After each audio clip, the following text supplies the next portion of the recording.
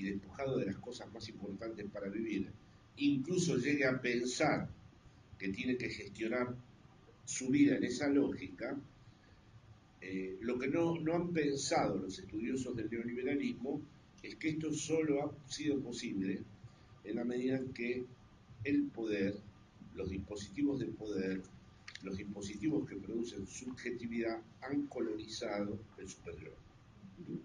Esta es la tesis que he tratado de desarrollar en mis textos. Es decir, no podría, cuando ellos dicen es un sujeto, dicen sujeto, no subjetividad, yo digo subjetividad, es una subjetividad que se automaximiza. Yo le añado, así como la ética protestante fue clave para el capitalismo en la tesis de Max Weber, los libros de autoayuda, los coach, los managers del alma, o todo lo que podríamos denominar de modo genérico narrativas de autorrealización, son claves para esto. Porque como es una dinámica de rendimiento y goce que nadie puede sostener, porque es un goce lógicamente más allá del principio del placer, hay que todo el tiempo reforzarlo con estos grandes manuales que se escriben. Que yo, la verdad, no ironizo mucho con ello, porque si mañana bajara el diablo y me dijera, Alemán, le damos $1 millón y escriba el manual de autoayuda, no lo sé escribir. O sea que no lo sé escribir porque, claro, como lo he dicho en distintas ocasiones, las personas lo leen y dicen, parece cada palabra dirigida a mí. Uno le dice, pero hay 40 millones de ejemplares vendidos, ¿no? Pero tienen este acierto de tocar lo íntimo de la subjetividad. Eso es un buen ejemplo de lo que podría ser el funcionamiento neoliberal. Producir este efecto en donde el lector se reconoce en cada una de las palabras de esa narrativa de autorrealización y a la vez ser un bestseller. Es decir, es todo lo contrario de lo que nosotros podríamos llamar la singularidad común, o de lo que yo denomino la soledad común, ¿no? Es decir, es un proceso de masificación de la propia individualidad. No te escuchamos. No, por favor. ¿Pero algo me han escuchado o no me escucharon?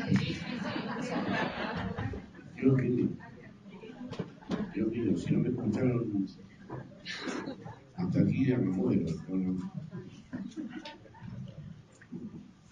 Bueno, entonces, volviendo a la tesis Foucaultiana, inscripta ahora, después de hacer este recorrido en el neoliberalismo, podemos decir que se trata de una producción de subjetividad que debe automaximizarse todo el tiempo, que está bajo ese imperativo todo el tiempo de rendimiento y goce, y que lógicamente tiene como reverso la depresión, que yo no creo que sea una entidad clínica, porque es una epidemia mundial, y las adicciones de diversos tipos, porque evidentemente el empuje superyoico que hay en el interior de esos dispositivos, no pensado por los estudiosos del neoliberalismo, muestran que esa presión permanente de volverse uno mismo capital humano, o sea, en el proyecto neoliberal la subjetividad es equivalente al capital financiero y el capital financiero es equivalente a la subjetividad.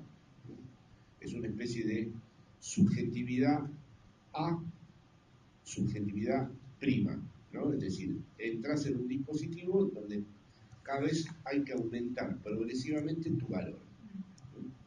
Hay que aumentar tu capital humano, hay que rendir cada vez más, ¿no? Y esto no tiene nada que ver o no prosigue la misma lógica que la explotación de la fuerza de trabajo tematizada en la tradición marxista. Esto es algo que empieza desde muy temprano y que ya no puede ser además pensada en categorías de lo privado y lo público, porque lo público mismo a los niños, es decir, ya se los evalúa en edades tempranísimas. Quiere decir que uno se puede equivocar, a pesar de lo que hablan de la sociedad líquida y todo líquido, no. uno se puede equivocar muy temprano.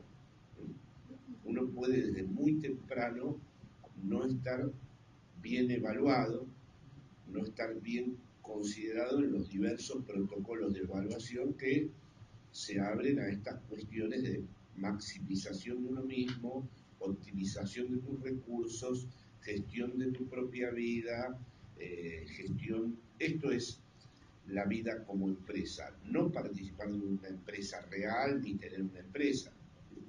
Esto es lo que en algunos libros he dicho yo cuando me he referido a la mutación que también se ha producido en el campo de la pobreza. Para Marx, la pobreza era la no satisfacción de las necesidades materiales, y ahora en cambio en el seno de la pobreza vemos goce, rendimiento y gestión, en los términos efectivamente que tienen que ver con circulación de droga, armas tuneadas, o sea, armas falsas, plasmas, marcas falsificadas.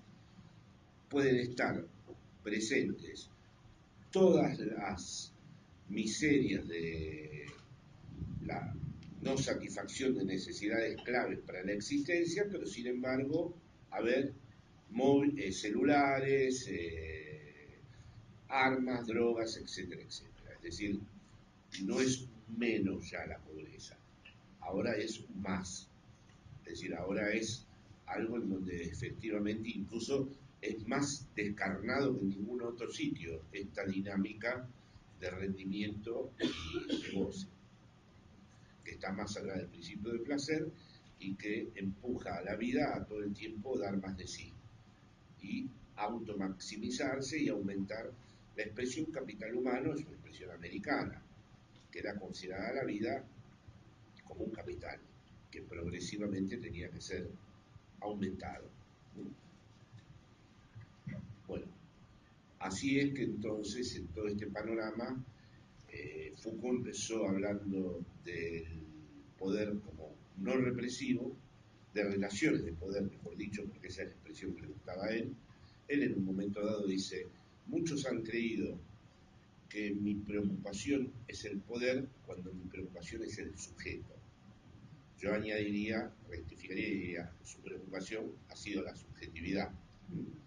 Y ha estudiado las diversas emergencias históricas de estos modos de producción de subjetividad según las metáforas de la sociedad disciplinaria, luego las de la sociedad de control, y anticipó, y por eso muchos me dicen, ¿estás acusando a Foucault de ser el responsable del neoliberalismo? No, estoy diciendo que es el que mejor lo explica. Anticipó precisamente que el neoliberalismo iba a tener como gran botín de guerra la producción de subjetividad, hasta tal punto de que la atracción que ejerce esto lleva a que muchísimas subjetividades vayan en contra de sus propios intereses precisamente por estar inmersas en este circuito. La pregunta esta de recorrer el mundo de por qué la gente vota en contra de sí misma está muy relacionada con este dispositivo del cual es muy difícil sustraerse, porque es sustraerse de un mundo en donde hay una promesa muy importante, que es una promesa de realización, aumento de tu valor, desarrollo de tu propio capital, crecimiento y de desaparición de la alteridad, de desaparición de todos los legados simbólicos, de desaparición de todas las herencias, es decir, esta ausencia de punto de capitón de la que hablábamos antes, esta conexión de todos los lugares, nos va llevando a la idea de un presente absoluto y permanente, ¿no? Y a una desimbolización y una deshistorización radical, ¿no? Es decir, una especie de ritornelo en el que uno puede estar sin necesidad de ser interrogado ni por la historia, ni por ningún legado, ni por ningún tipo de causa que interrumpa ese movimiento circular que ejerce efectivamente una enorme atracción y que tenemos que decir que lamentablemente las izquierdas, o como quieran llamarse, no han generado jamás o no han podido generar una cultura alternativa a esto. o un imaginario alternativo a esto. Es decir, no en vano Lacan, cuando plantea el discurso capitalista, no sitúa ningún lugar donde establecer el corte, aunque después acuñe esa figura enigmática del santo. Cada uno ha acuñado a su modo una figura de la desconexión de este circuito infernal. Para Lacan fue el santo, en principio para Marx, ¿qué era para Marx?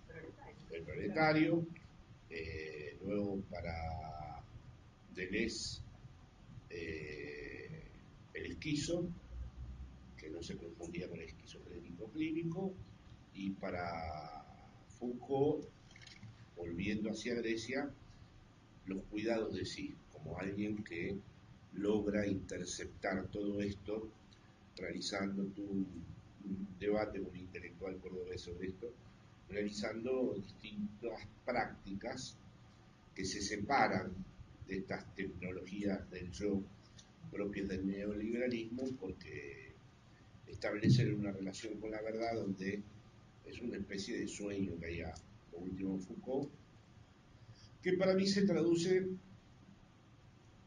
como un anhelo de Foucault de no psicoanalizarse, porque bueno, a los filósofos les interesa el psicoanálisis pero no la transferencia, es decir, la transferencia es para los tarados. El filósofo se siente con una relación con el saber tan especial que no se lo puede suponer a otro. Es decir, que no, esto lo tengo comprobado con muchos amigos que conocen muy bien a Freud y a Lacan, pero no les hables de psicoanalizarse porque para qué vas a ir a hablar a un tarado de algo de vos ya sabes mucho más que él y mejor que él, ¿no? Encima a veces puede cumplirse que pero bueno,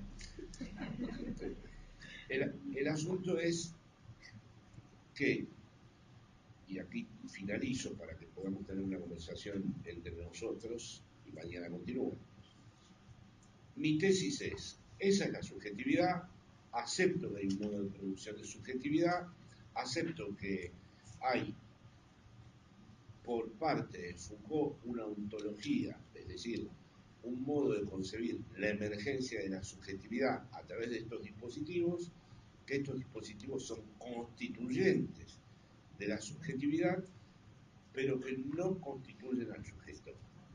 Que el sujeto, y lo tengo que decir de este modo salvaje, llega una millonésima de segundo antes que el poder en su emergencia en la lengua. En la lengua. Es decir, que el advenimiento del sujeto como existencia sexuada, mortal y hablante surge, si quieren en el primer Lacan, en la estructura del lenguaje, si quieren en el último Lacan, en la lengua, surge una millonésima de segundo. Fíjense, estoy tratando de dar una metáfora muy salvaje para dar cuenta de una dislocación, ¿no? Pero llega antes que el poder. Si el poder llegó de entrada, como suelo decir, y le gusta repetirlo a Víctor Hugo, que lo dijo en un día, yo estaba a las 5 de la mañana y pegó un salto en el sofá porque lo escuché decir el día de las elecciones. Si no llega a esa millonésima de segunda antes, hay crimen perfecto. Tienen razón Chulhan, tuvo razón Baudrillard, y tienen razón todos aquellos que han mostrado que ya iniciamos una época donde vamos a estar conectados entre máquinas, ordenadores, cerebros, estructuras genéticas calculadas, en fin, y en donde el inconsciente, el sujeto del inconsciente, Champichu no juega más, no tiene ninguna posibilidad de establecerse ni de emerger. Si el poder llega, porque llega, el asunto es establecer esa dislocación, tanto espacio, sería una dislocación espacio-temporal, para decir, sí, pero no toca Si todavía yo puedo entender un poema escrito en el siglo XV por un poeta del cual desconozco su lengua, desconozco las condiciones de su cultura y lo que hicieron posible su poesía, y sin embargo yo me emociono con eso, quiere decir que hay algo que se sustrae a esta potencia, les encanta además la palabra potencia a todos los teresianos por Spinoza y también a Foucault, que tienen estos dispositivos. Es decir, que la cuestión es esa fracción infinitesimal que habría, no sé, ya tengo un amigo físico al que consultaré para cómo denominarla, ¿no? En su constitución llamo sujeto a eso que llega en esa fracción infinitesimal antes que el poder en la captura y producción de subjetividad de cada una de las vidas. Si esta diferencia queda abolida, bueno, no hay ninguna posibilidad de establecer ningún tipo de exterior a la potencia de estos dispositivos, que desde luego no han elegido al psicoanálisis para... En Argentina el psicoanálisis sigue teniendo, yo creo que es un gran patrimonio cultural que tiene Argentina, sigue teniendo un lugar, pero en el resto del mundo no es el psicoanálisis el que se ajusta a lo que estos dispositivos exigen, ¿no? No se evalúa a los niños con la teoría psicoanalítica, ni se evalúa a los adolescentes, ni se hacen test en las empresas, ni se hacen coach para los ejecutivos estresados, ni se reúne a todos los marginados en grupo con las teorías del sujeto. Se hace otra cosa. Bueno, entonces un poco les he querido mostrar, por un lado, las ventajas que tiene el constructivismo o el construccionismo, según como quieran llamarlo, de los Foucaultianos, porque es verdad que no estamos defendiendo una esencia inmutable, pero a la vez hay como otro lugar, que es el lugar que Freud llamó la otra escena, ¿no? O el lugar de la división del sujeto, o el lugar del parletre, según el ultimísimo Lacan, que desborda el cuadro de oposiciones entre la esencia y la construcción, ¿no? Y que si esto no es entendido, no puede haber ninguna posibilidad de articular ni siquiera una política. La política pasa a ser un simulacro, como dicen muchos de los autores que, por ejemplo, Churkheim dice que el mundo onírico ya está capturado por estos dispositivos, que pueden decidir que los algoritmos van a decidir que vamos a soñar, ¿no? Desde el momento en que ya los algoritmos deciden qué es lo que les gusta, porque ya la han captado en el Facebook, qué cosas consulté y te sugieren si eres vegano, a dónde puedes ir a comer, y si te duele a veces la cabeza y tienes migraña, cuál es la pastilla que tienes que tomar. Bueno, es evidente que estos teóricos están viendo que todo lo que es el deseo, todo lo que es la pulsión, todo lo que es está absolutamente intervenido por la lógica del poder. Si está intervenido por las lógicas del poder, no hay ninguna posibilidad de articulación de lo político. Seguirán las políticas, que es otra cuestión, pero la articulación de lo político, esta es otra de mis tesis, exige al sujeto y no a la subjetividad. Es decir, lo político puede existir como algo diferente de los dispositivos de poder si hay sujetos. Si se hace solo con las subjetividades, tarde o temprano lo político forma parte de los mismos dispositivos que quiere supuestamente, a los que supuestamente se quiere resistir. Bueno, esta es digamos, como una primera introducción a esta diferencia, que ya les digo, yo veo una gran confusión metodológica porque en muchos lugares dicen la subjetividad, el sujeto, tanto afuera del psicoanálisis como dentro del psicoanálisis.